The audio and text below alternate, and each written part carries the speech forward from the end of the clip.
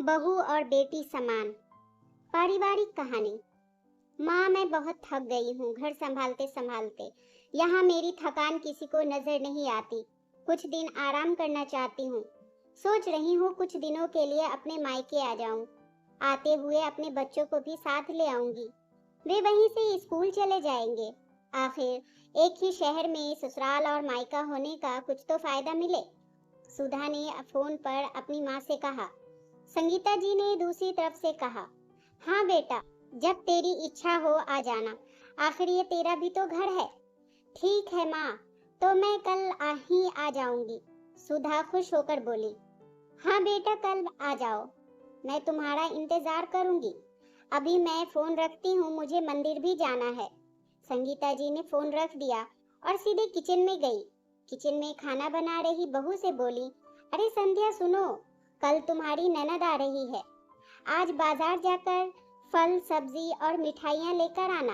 बेचारी मेरी बेटी ससुराल में नौकरों की तरह काम करती है और उस पर कोई ध्यान भी नहीं देता। यहाँ आएगी, कुछ दिन रहेगी तो उसका मन और तबीयत अच्छे रहेंगे। सास के मुंह से ऐसी बातें सुनकर संध्या का चेहरा उतर गया। वो मन ही मन सोचने लगी, काश आपको मेरी भी थकावट नजर आती। मैं भी दिन रात झाड़ू पोछा, बर्तन, खाना बनाना, मार्केट जाना और हर वो काम करती हूँ जिससे हमारे परिवार वालों को कोई दिक्कत या कोई परेशानी ना हो। काश आप मुझ पर भी थोड़ा ध्यान दे पाती। आपकी बेटी तो जब मन में आता है तब यहाँ आ जाती हैं, लेकिन मैं साल में एक ही बार अपनी माँ के पास जाती हूँ, तब भी आपको प्रॉब्लम होती है। मैं भी इंसान हूँ, मेरा भी मन है, मुझे भी लगता है अपने माँ के पास जाकर थोड़ा आराम करूं, सुख दुख की दो चार बातें करूं, अपना मन हल्का करूं। ईश्वर, अब तुम ही कुछ करो ताकि मेरी सास की आंखें खुले और उसे मेरी थकावट भी नजर आए। शाम तक ईश्वर ने जैसे संध्या की सुन ली और उसकी ननद का फोन आया। ननद ने अपनी माँ से कहा कि उसकी सास ने उसे मायके आने के लिए मना कर दिया है, इसलिए इस बार वो नहीं आ सकती। संगीता जी बोली, ऐसे कैसे मना कर दिया? पहले तो कभी वह तुम्हें आने के लिए नहीं रोकती थी, इस बार भला क्या हो गया? लाओ मेरी बात कराओ, उन्हें मैं समझाती हूँ। सुधा ने फोन अपनी सास को दे दिया। संगीता जी ने कहा, नमस्कार समधन जी, आपसे कुछ कहना था। समधन जी ने कहा, कहिए। दरअसल कल त्योहार है, इसलिए सुधा अपने मायके आना चाहती है। अगर आप उसे भेज दे तो अच्छा रहेगा।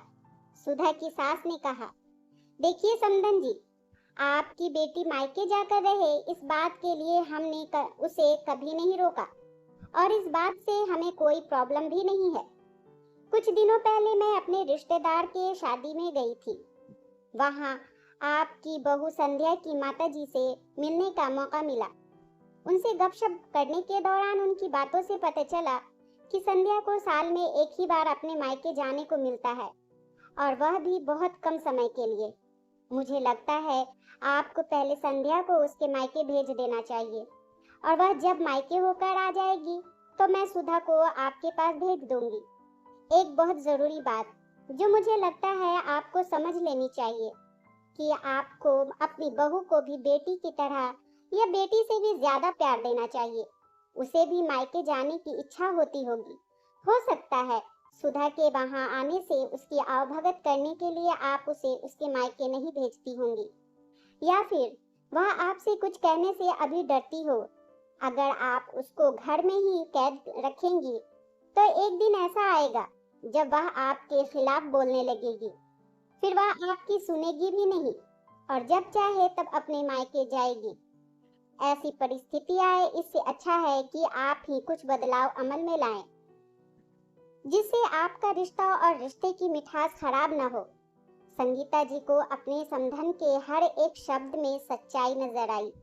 उन्हें महसूस हुआ कि उन्होंने अपनी बेटी के प्यार में अंधे होकर कभी भी अपनी बहू के मन का विचार नहीं किया।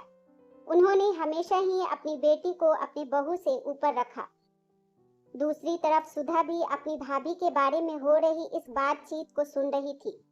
उसने भी रियलाइज किया कि वह कभी भी अपनी भाभी के साथ ठीक से बात नहीं करती और जब जब वह अपने मायके जाती है तो भाभी थोड़ा उदास रहती हैं।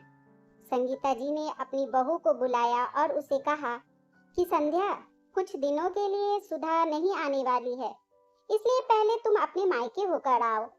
या बदले रवैये से बहुत खुश थी। अब वह खुशी खुशी सबका ध्यान रखती और हर काम प्यार से करती। वह ध्यान रखती कि कोई भी ऐसी बात या काम ना करे जिससे घर में तनाव का माहौल पैदा हो। संगीता जी अपनी बहू को खुद ही समय समय पर मायके भेज दिया करती। एक छोटे से बदलाव ने सास बहू और भाभी ननद के बीच की कड़वाहट को दूर कर दिया और रिश्तों को और भी ज्यादा मीठा और मजबूत कर दिया। दोस्तों, आपको ये कहानी कैसी लगी हमें कमेंट में जरूर बताएं। प्लीज चैनल को लाइक, शेयर और सब्सक्राइब जरूर कर दें। एक नई कहानी के साथ मैं आपसे फिर मिलूंगी। इस कहानी को सुनने के लिए आपका बहुत बहुत धन्यवाद।